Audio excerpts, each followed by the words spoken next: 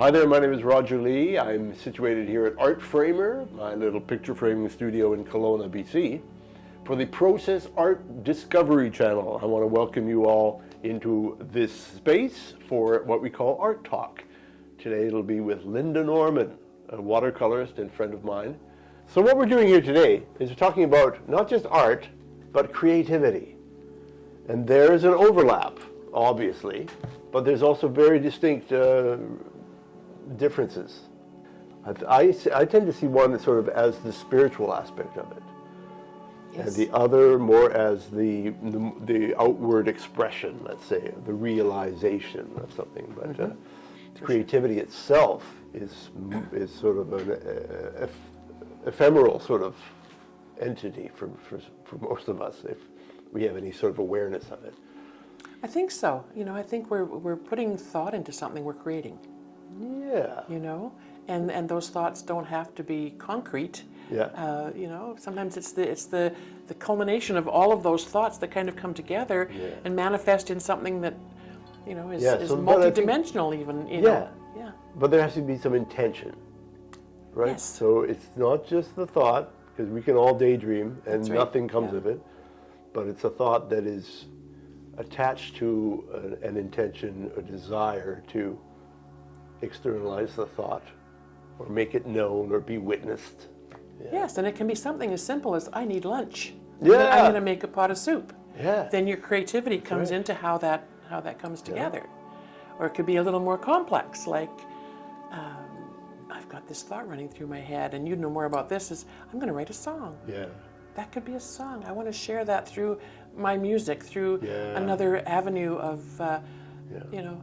I've still, even though I've not written songs in quite a long time, I still keep notes of ideas. Oh, that would be a great song someday. So I have this, just like for painting, I have thousands of photos. I thought, I'll paint them someday. But that's interesting. That first step of just, document it, get it down so that later it can flourish into something unknown or not. Yeah. You know, and that, like you say, it can be inspired by photographs or by something someone said. Yeah. Sometimes it's depending on. I mean, there's so many different things that we're learning now about how we all process things differently, and I don't know the term for it, but how people can see things in color, hear music in color. You know, their senses kind of translate things a little bit differently, and how that comes together. That to me is really fascinating. Yes. The human brain is complex. In how we create and also in how we view things. Yes. You know? That's right. I mean, we're not all seeing things through the same lens. I mean, some of us are colorblind. Yeah. You know? That's right. And there's so many things that play into how we view art. I think often the things that, the stimuli that affects our senses are often attached to our experiences as well. Absolutely. And we can be triggered by things in a unique way that the next person just isn't. We can have our imaginations fired up by something that the next person just wouldn't even think about. So again, very complex and very personal, very subjective. It is, you know, and sometimes for me as a painter, I don't always recognize that. I sit down to paint, I don't always have an idea in mind of what I want to paint. Yeah. I talk to the paints, I find out what, you know, what colors appeal to me that day. It's like reading a tarot deck. Right. You know, different things will pop up each time you look at the cards. Yeah. So when I look at my paints, it's very similar. Different colors will speak to me, and so there's got to be a meditative sort of. I think there really is, process, you know. Yeah. And then very often, just starting to play with those colors. And I noticed the other day we had been talking with my youngest daughter, who is involved with the evacuations and some of the fires in northern Alberta and that kind of thing. And you know, I try to be supportive and put on a brave front, but it was obviously in my emotional bank.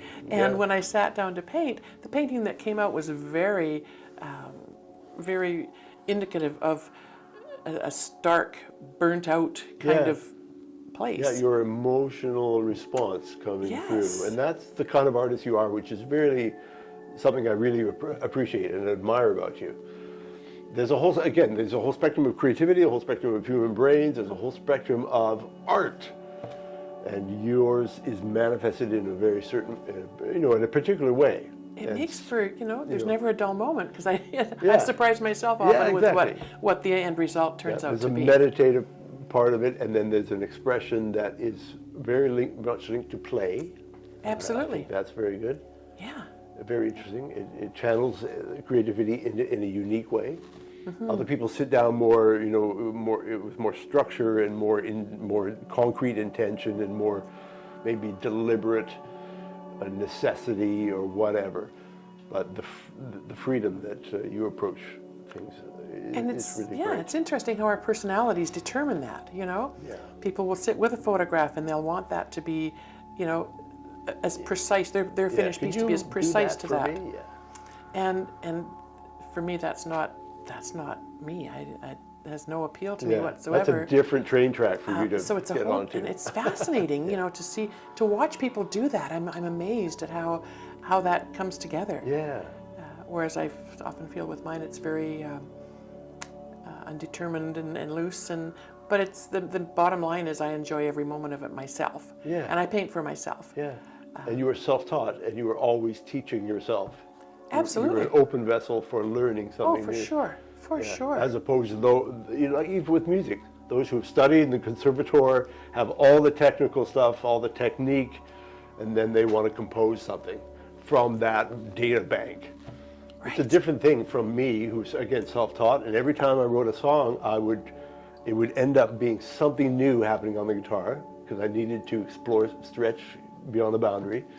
I had to learn a new little thing, a new way of saying something. Yeah, so there's an interesting spectrum of creativity. Well, absolutely, and I find that fascinating because you and I have played music together. Yeah. And you've either been on the bass guitar or on ukulele. Yeah.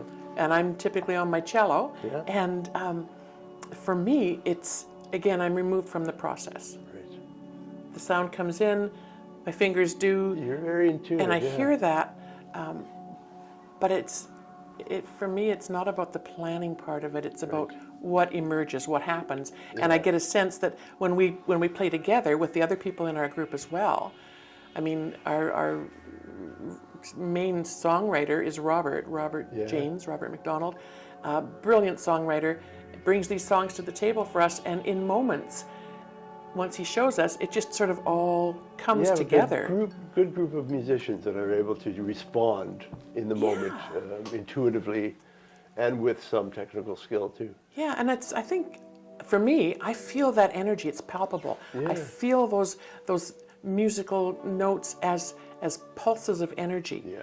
And being able to lay into those and match that in some way so that it sounds like Yeah, music is a beautiful collaborative art. The visual arts are often much more solitary. Yes. In some cases, in commercial art, you get a team together to realize the piece, the labor-intensive or something.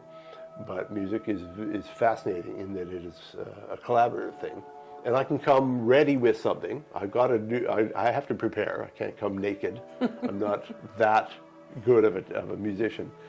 But what I come prepared with, you bring it to the circle, and everybody adds to it and responds to it, and becomes something new, which is really fascinating.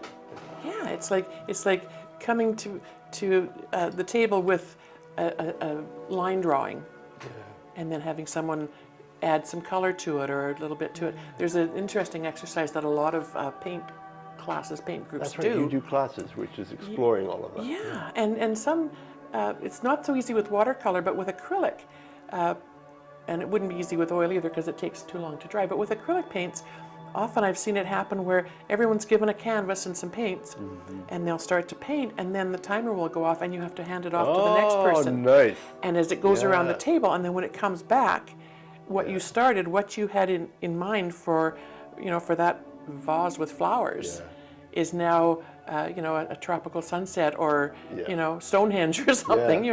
So it's how everybody puts their energy into it. It's exploring the responsiveness how Yeah. the organic nature of art.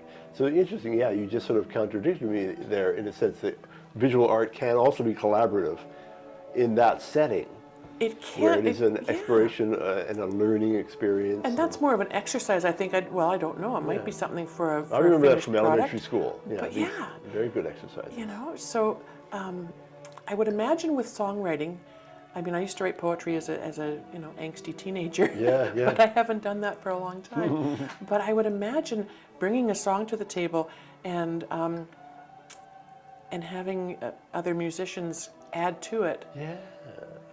That may not come as how you heard it in your head. Oh, for sure. That's You why know? I have some, limited experiences in bands, in groups of musicians, mostly a long, long time ago. That was an exciting and unique thing, because whatever you brought to the table was not going to be anything like that at the end.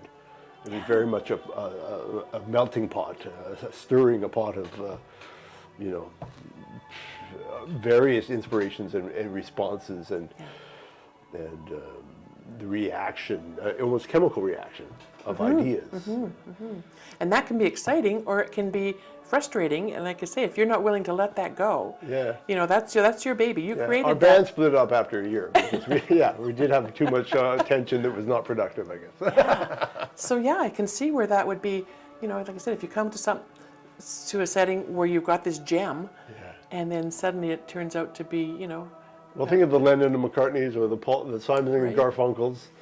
I've always yearned for some connection like that with somebody. I'm getting too old now. I've missed the boat, I guess. But I would love to have met my Garfunkel. And but again, look at how the tension that can erupt in any partnership. And through tension does come beauty and unforeseen creative gems. But it's a double-edged sword. It can destroy a partnership as well. Well, and that tension, I think, whether it's in a group or as an individual, Friction, because as you alluded to earlier, visual art is very solitary. So, you're in your studio, you're painting, and I think a lot of artists experience that tension themselves. Could very well be. I Yes. can't get that. Yeah, between here I can't and get that the to hand look and the like I brain, want yeah. it to look. Yeah. This is not working out. Or often for me, it's like when I sit down to paint and I go into that zone, I end up with a lot of landscapes that to me seem very similar. I don't know why this keeps coming out, but it is. And I sometimes think, I should take a break. I need to do something fresh and different. yeah. But do I? No. Sometimes it is. Yeah, well, It feels good, yeah. so I'm going to do it.